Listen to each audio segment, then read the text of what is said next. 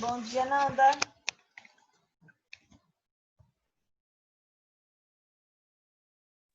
Bom dia. Bom dia, Rafa.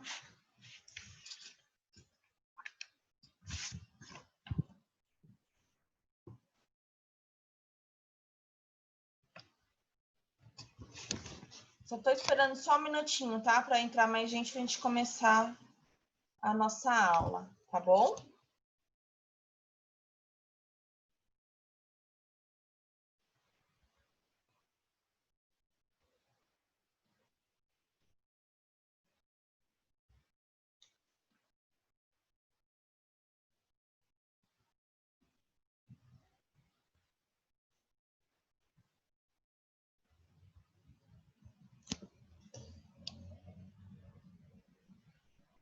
Só um segundinho, tá entrando mais gente. Assim eu começo a falar e aí a gente dá sequência. Bom dia, senhor. Bom dia a todos.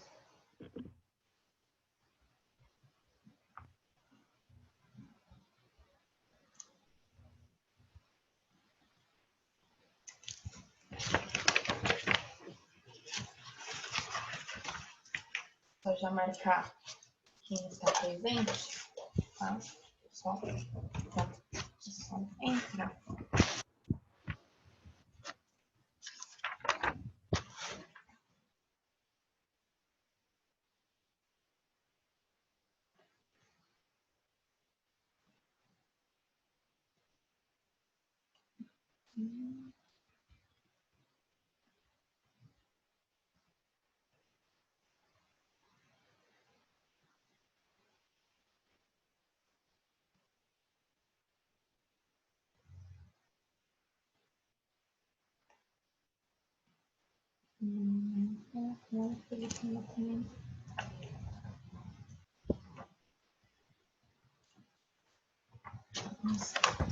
Ainda está faltando.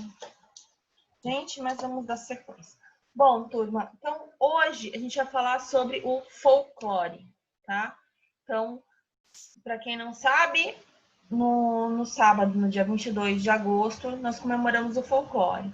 Mas a gente vai falar do folclore hoje, não falando das lendas que vocês conhecem normalmente, né? Não sei se vocês conhecem essas que eu vou falar, mas não a lenda da Iara, do Bumba Meu Boi, do Saci Pererê, da Mula Sem Cabeça, do Boitatá, Curupira, etc.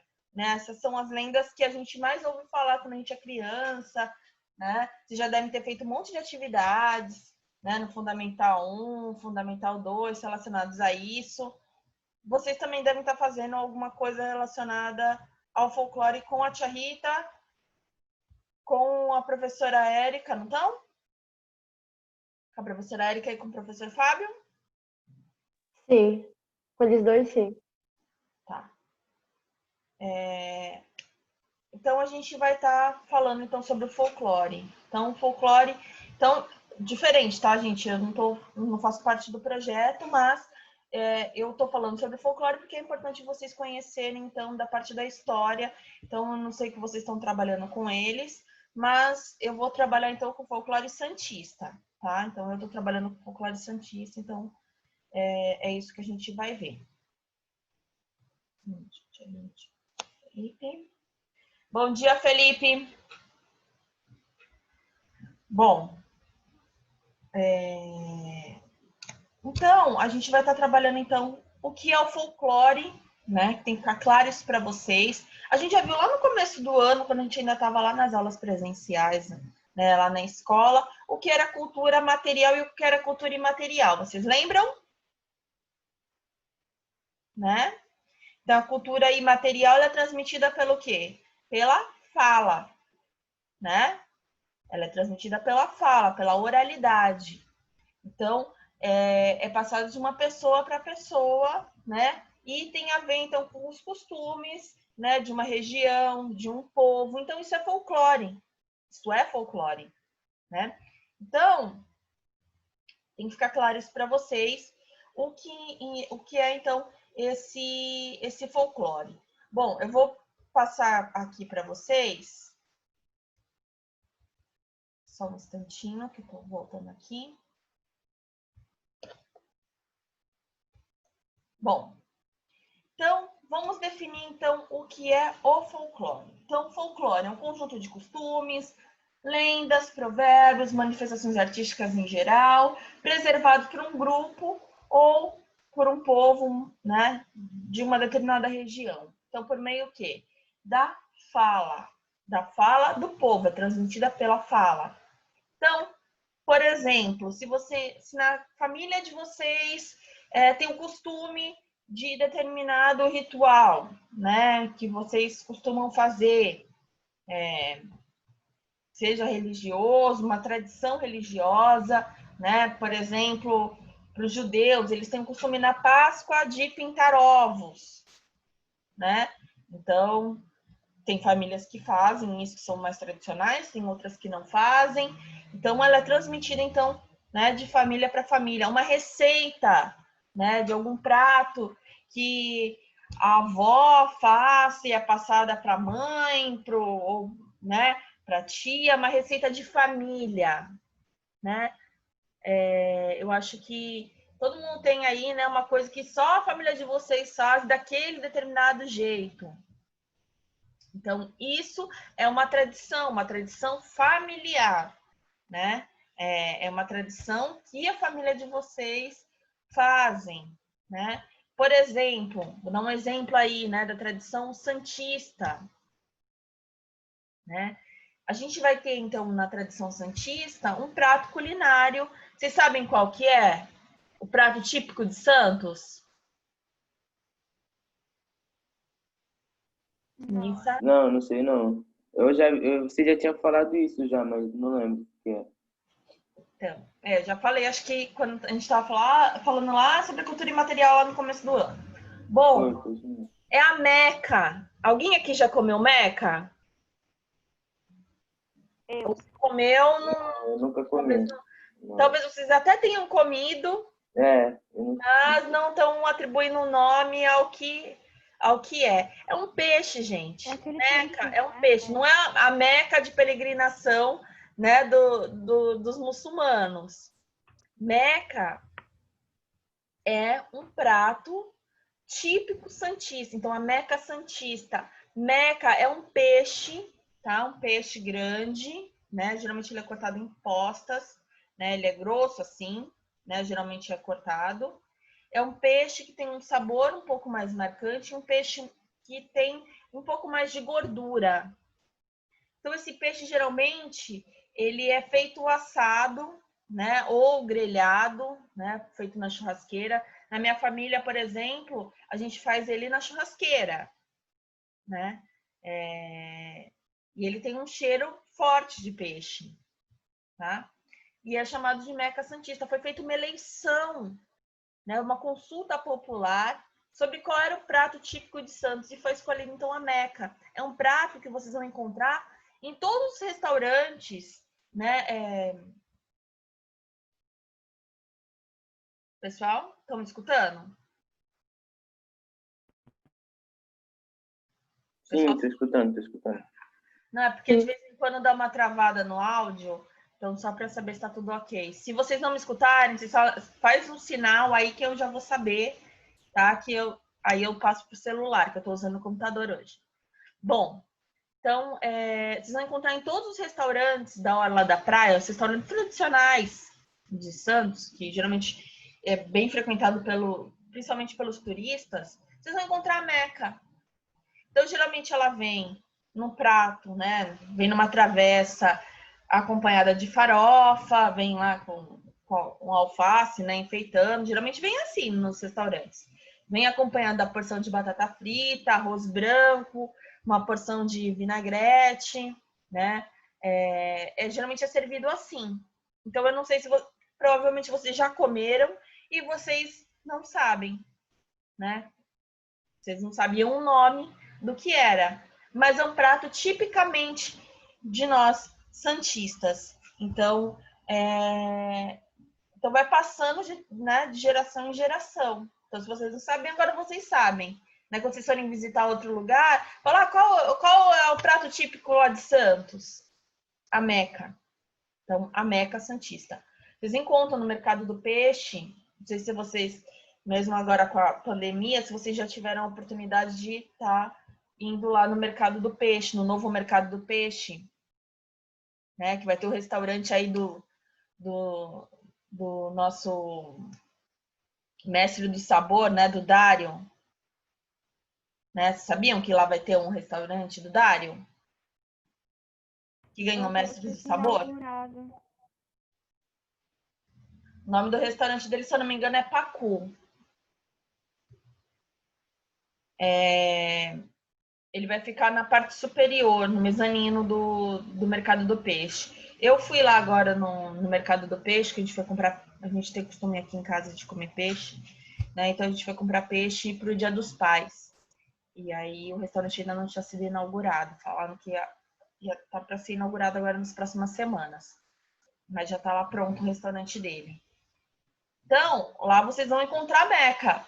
Em todos os boxes, né? Todos os estandes de peixe, vocês vão encontrar Meca, porque é um prato típico santista. Então, vem gente de São Paulo para comprar peixe aqui em Santos, tá? A gente é tradicional por isso, né?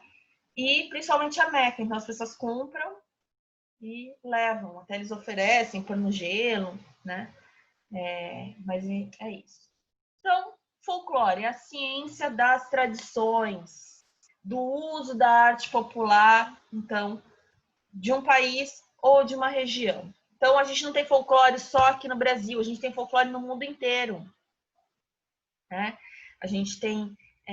então, no folclore, a gente tem a questão das danças, né? A gente tem, então, a questão da música. Então, a gente também tem aqui ó, no nosso país folclore, nosso folclore aqui, musical, a gente tem o samba. O samba é típico do Brasil, né?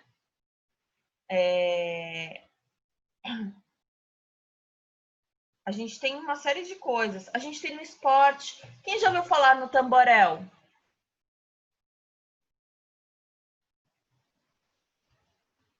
Ninguém nunca ouviu falar? Não, nunca ouvi, não. Tamborel, vocês já devem até ter jogado. No terceiro ano a gente estava até comentando sobre isso. Aí mostraram a imagem. Ah, professor, já joguei um monte disso. Já joguei várias vezes. É um esporte típico, é um esporte santista, gente. Nasceu em Santos. É do nosso folclore, tá? O nosso folclore santista é o tamborel. Tá? O tamborel, ele é um esporte que você usa uma espécie de um disco. Ele lembra um pouco agora me fugiu o nome. De um pandeiro, tá? Ele tem o formato, só não tem aqueles, né? O formato parecido com o de um pandeiro, né? Um pouco menor. E com uma bolinha de borracha. Então você joga, então, já devem ter visto já um monte de gente jogando na praia, tá? É jogado na praia, é um esporte típico da praia, que as pessoas jogam geralmente ou na parte da manhã ou no final da tarde, que é o horário que a prefeitura libera. Se bobear, todos vocês já até já jogaram. Vocês podem perguntar para o professor Guilherme depois na aula de educação física, né, do tamborel. Então, é um esporte tipicamente santista, tá? Não nasceu em outro lugar. Ele até foi levado para outros lugares, mas é um esporte santista, tá? Então, é do nosso folclore, da nossa cultura, tá? Bom, então vamos lá. Então, qual o significado, então, de folclore? Então, a palavra folclore tem origem no inglês e é oriunda do termo folklore. Então, esse termo, por sua vez, foi originário dessa expressão, criada por um escritor chamado William John Thomas, em 1846. E em 22 de agosto de 1846, numa carta, ele envia, então, uma revista chamada The Athenaeum, que foi publicado, então, um artigo somente sobre folclore. Então, folk significa povo, lore significa conhecimento, saber. Então, folclore significa conhecimento de um povo, saber de um povo. Então, essas manifestações culturais que a gente vai ter, e isso a gente tem no mundo inteiro. Cada povo, cada região tem uma cultura diferente. Isso, essa manifestação cultural é o folclore. Tão importante pra gente e que a gente às vezes não dá muito valor. Fala, ah, folclore, ah, nada a ver, isso aí é de coisa de criança, né? Mas não é. Conta a história do nosso povo. As cantigas, né, de rodas, cantigas de ninar, né? Quem aí nunca escutou uma cantiga de ninar, né? Quem nunca escutou? Né? Todos vocês escutaram, as mães de vocês cantaram musiquinhas para vocês dormirem, né? São cantigas que não tem um autor, é de domínio público. Já ouviram falar nesse termo, domínio público? Já ouviram, gente? Já. Não sabe o que é domínio público? Não. Bom, então vou explicar para vocês o que é domínio público. Domínio público quer dizer que pertence a todo um povo.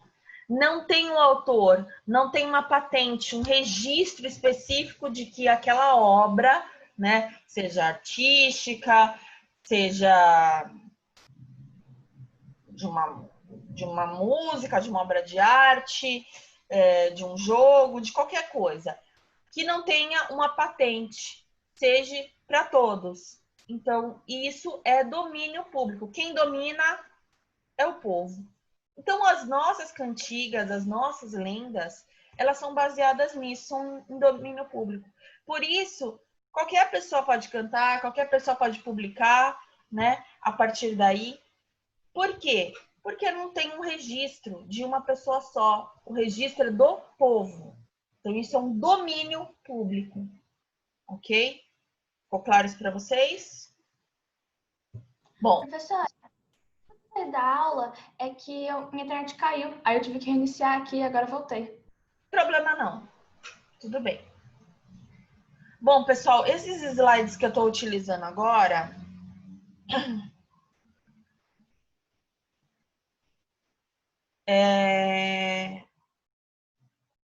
a gente vai... Eu vou estar deixando lá disponível para vocês, tá? Bom, então, como eu falei para vocês, estão exemplos, então, do nosso folclore, das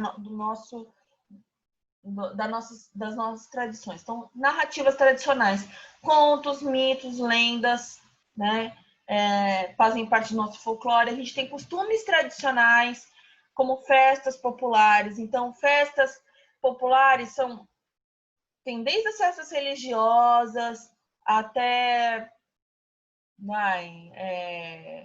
uma festa de aniversário, tá? São festas populares. A gente também não comemora o nosso aniversário, então a gente também tem uma tradição, né? Crenças e superstições, saberes relacionados à magia, bruxaria, etc., né? Que a gente ou a gente tem medo, né? Ou a gente acredita, ou a gente tem medo, uma coisa ou outra, né? E a linguagem popular, dialetos falados ou jargões populares, as parlendas, né? Todo mundo sabe o que é parlenda? É um versinho em rima, né? Isso é uma parlenda, né? E também vocês ouvem falar bastante quando vocês estão, né, trabalhando com as lendas lá no Fundamental 1.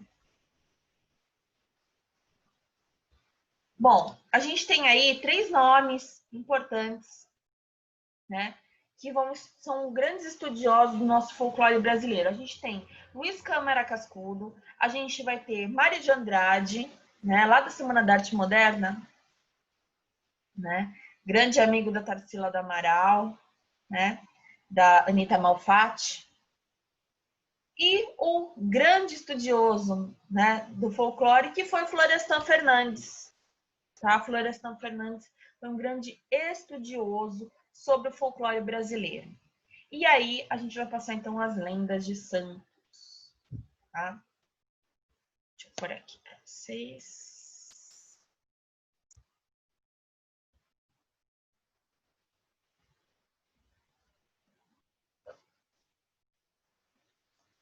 Bom, vamos falar então do fantasma do Paquetá. Alguém já ouviu falar?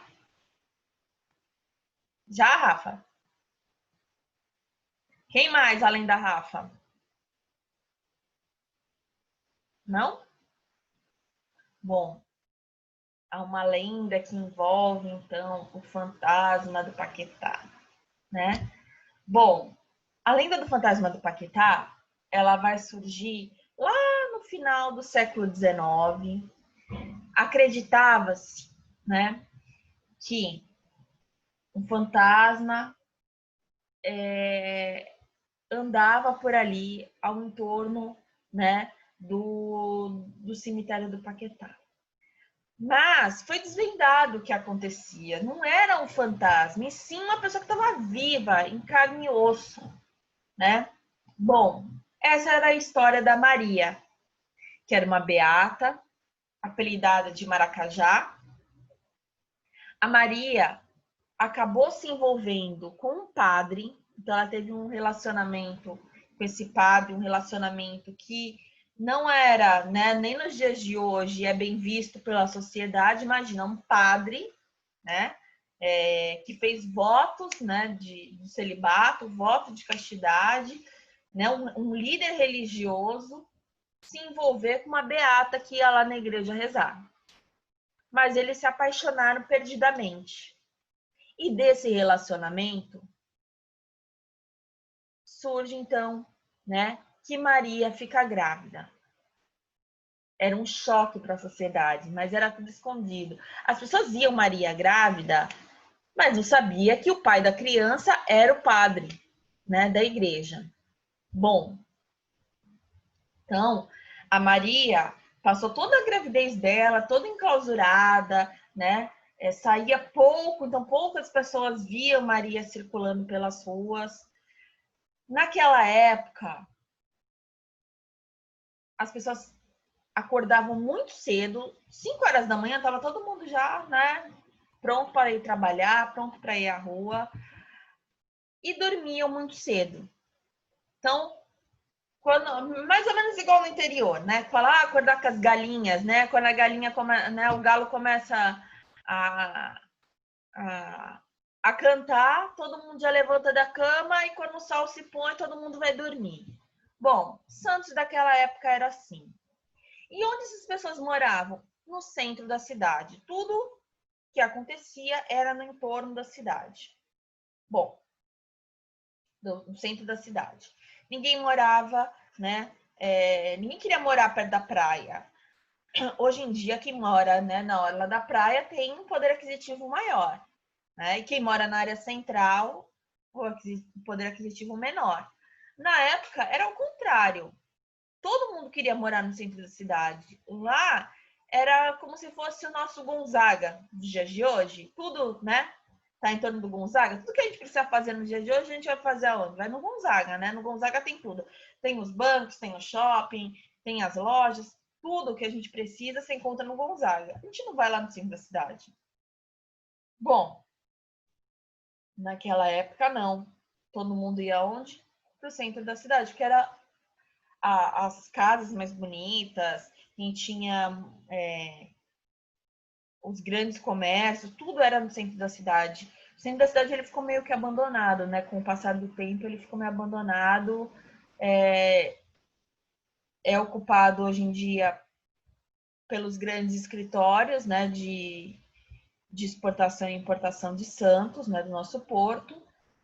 Mas residência são poucas. As residências que, no geral, ocupam então esse centro da cidade são residências coletivas, né, de residências provenientes de ocupação, né, não são residências comuns como a gente tem, né, nos outros bairros. Então ele ficou um pouco meio que abandonado com o surgimento do Gonzaga. Bom, então para vocês entenderem qual era o cenário que se encontrava então meados do final do século XIX, quando, né, surge a história da Maria, tá? Bom, e esse padre, gente, não era um padre comum, era o padre da matriz, da igreja matriz. Então era o padre mais importante da cidade. Foi o que se envolveu com a Maria.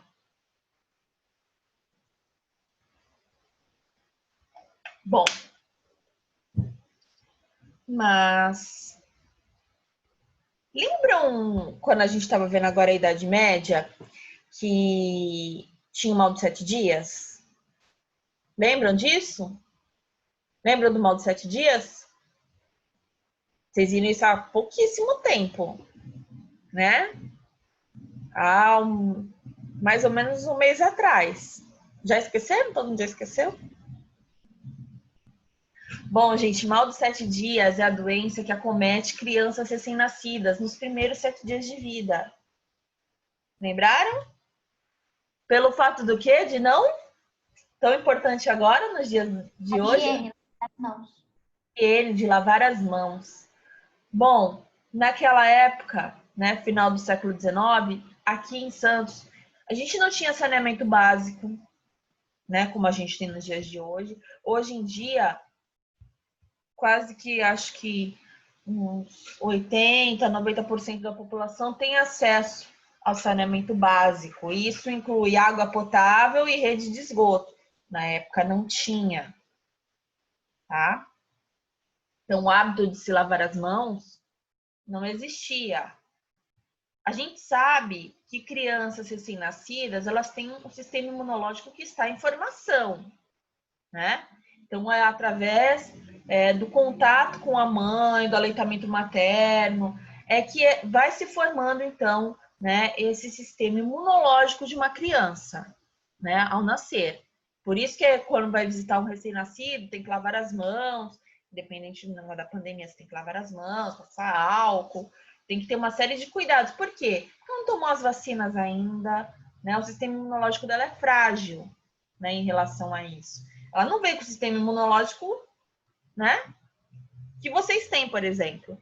Né? O sistema imunológico de vocês já tomaram um monte de vacinas, né? Já tem defesa no organismo, os glóbulos brancos de vocês que formam esse sistema imunológico estão a pleno vapor, então vocês estão, né, mais protegidos. Imagina uma criancinha que não tem nada disso. Não tem condições de higiene, né? Sistema médico precário. Ela não foi num hospital para ter o filho, ela teve provavelmente o filho em casa, né? Isso não existia na época. E a criança nasce e morre. O filho da Maria morreu. E a Maria não se conformava. Só que aquela sociedade que era, né, uma sociedade pequena, a população de Santos era muito pequena na época, não era do jeito que a gente tem hoje, né? Vão cobrar da Maria, cadê seu filho? O que foi feito dele? Você matou ele? Era assim, vão começar a julgar a Maria. E a Maria já estava triste porque tinha perdido o filho.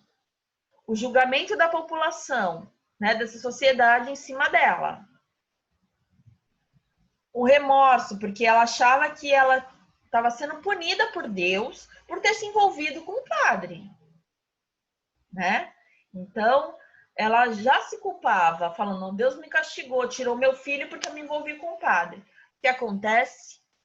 Que a Maria, todas as noites, depois da meia-noite, ela cruzava, então, a esquina da Rua Francisco de Paula com a Rua Cochrane. Ela entrava no cemitério, no túmulo, e ia visitar o túmulo do filho que acabava de morrer. E ela ia para lá e chorava, chorava, chorava, chorava, chorava. Só que naquela época as mulheres usavam vestidos longos, compridos, E ela também utilizava um véu, né? Um véu típico na época que se utilizava na Semana Santa, que era um véu preto. Sabe quando a gente vê nos filmes, nas novelas, aqueles véus que as beatas usam, né? Quando vão na igreja, de renda, preto, que elas vão com um terço na mão e aquele véu, né? Para poder rezar.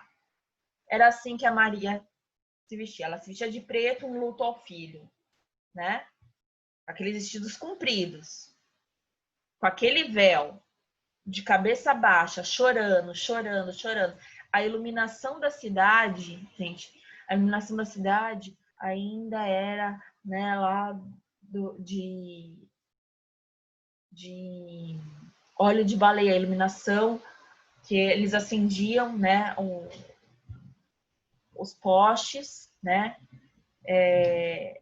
que era utilizado então óleo de baleia como combustível, né? Então era uma penumbra a cidade. Depois da meia-noite, ainda no cemitério, as pessoas vão achar que então é um fantasma. Ninguém viu o rosto dela. Só via aquele vulto preto passando por causa da sombra da iluminação.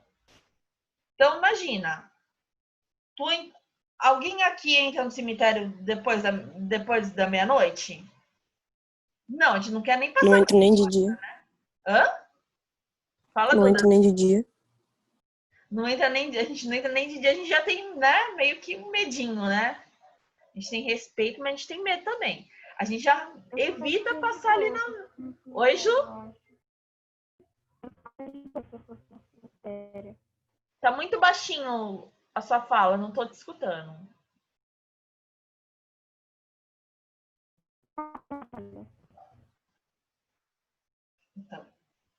Então a gente tem medo. Então, tu imagina meia-noite, naquela escuridão, meio que uma neblinazinha encobrindo. Era todo um cenário de filme de terror, né?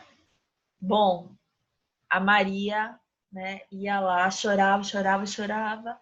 Só escutava, não escutava a voz dela, só escutava ela chorar, né? E um gemido, assim, soluçando. As pessoas que escutavam aquilo ficavam horrorizadas, falavam: meu Deus, tem um fantasma. Mas foi desvendado com a morte dela. Porque no dia 26 de julho, se eu não me engano, deixa eu ver aqui. Gente, daqui a pouco vai acabar a reunião, vocês entrem novamente. Bom, no dia 26 de julho de 1900, a Maria vem a falecer. Nunca mais escutaram, né, nenhum choro e nunca mais ninguém avistou nenhum vulto no entorno do cemitério. Então foi desvendado, então, e aí vão descobrir que a Maria, toda essa história da Maria, que ela havia se envolvido com o padre, né, e que ela tinha tido um filho. Então essa é a história do fantasma do Paquetá. Gente, para quem tiver curiosidade sobre a gente vai continuar ainda na outra aula, né? Vamos encerrar essa reunião, tá para cair a qualquer momento.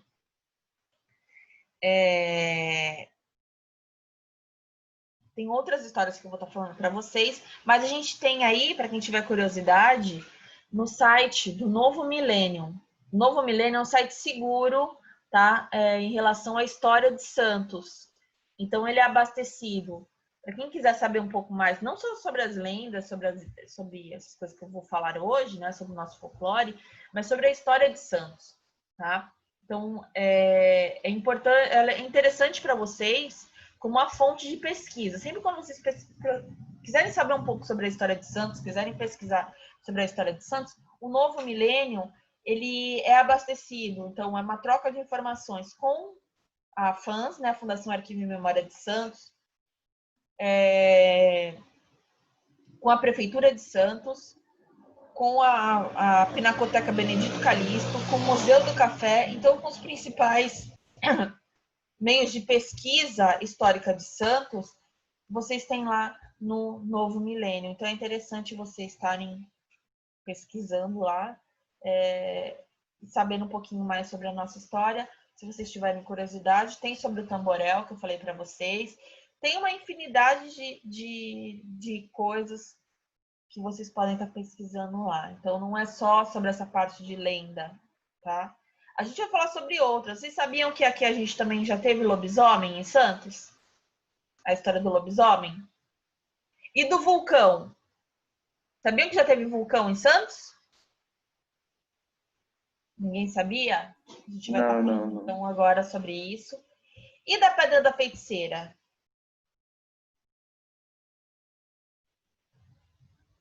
Mas não a Pedra da Feiticeira. Nenhuma, né? Nunca ouvi falar. Desculpa, gente. É que eu tenho renite, então de manhã às vezes eu fico espirrando, vocês sabem disso. A Pedra da Feiticeira, mas não aquela pedra do Itararé, né, de São Vicente. A Pedra da Feiticeira é de Santos. E a fonte do Itororó? Esse nome familiar. É da musiquinha. Fui no Itororó, beber água, não Acho que eu já achei. fui uma vez no Fonte da Dororó. Acho que eu já fui Oi? uma vez pra falar, que é a fonte. A fonte do Itororó, a gente vai falar sobre isso. Meu avô agora. cantava essa música pra mim. Cantava. Essas musiquinhas são de domínio público, acho que todo mundo já deve ter escutado, né? É uma cantiga de ninar, serve como cantiga de ninar e serve também como cantiga de roda, né? E conta a história dessa fonte, né? Apesar de que há meio que uma briga, né? Que existe uma fonte na Bahia que também se chama Itororó, da onde um autor escreveu então escreveu essa música, né? A gente sabe que veio da Bahia. Então existe uma briga entre Santos e a Bahia, né? Se eu não me engano, em Salvador, com relação à fonte do Itororó, né? Da musiquinha. Então a gente vai falar sobre isso agora na outra aula. A gente vai falar então da Pedra da Feiticeira, do vulcão. Já ouviram falar também do fantasma do Frei Gaspar?